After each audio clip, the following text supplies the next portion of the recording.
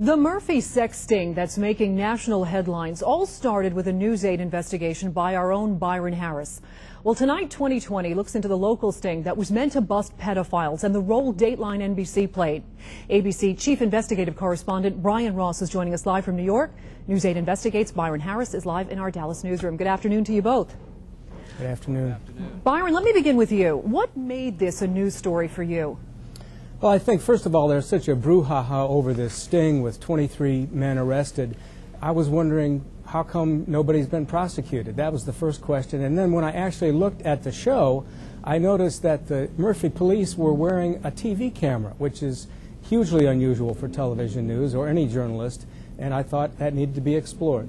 Right. And Brian, it's unusual for one news organization to criticize another. What made you decide to go after this story? Well, in large part, the groundbreaking work of Byron and Mark Smith led us to believe there was a very serious and important story there, not so much to criticize NBC and Dateline, because they've done a good job in raising public awareness about this problem, but going into the tactics used by NBC and the police. Just how cozy were they? Were they too cozy? And why did the police in Murphy allow people hired by Dateline to essentially set up and run the early stages of the sting? And Brian, how hard has it been to get people to talk in this case?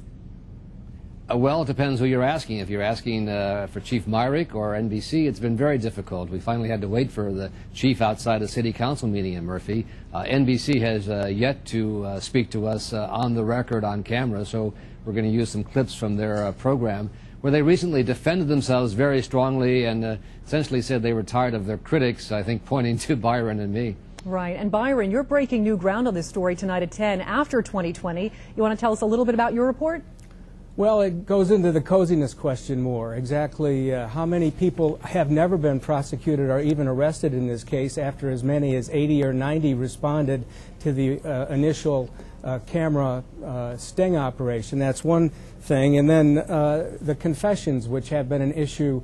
When you have somebody who confesses a crime, is it necessarily enough to convict them? Those are a couple of things we're going to look into tonight. All right, Brian and Byron, thank you so much for joining us this midday. We look forward to both of your reports tonight. Thank you again. Thank you. Thanks for having us.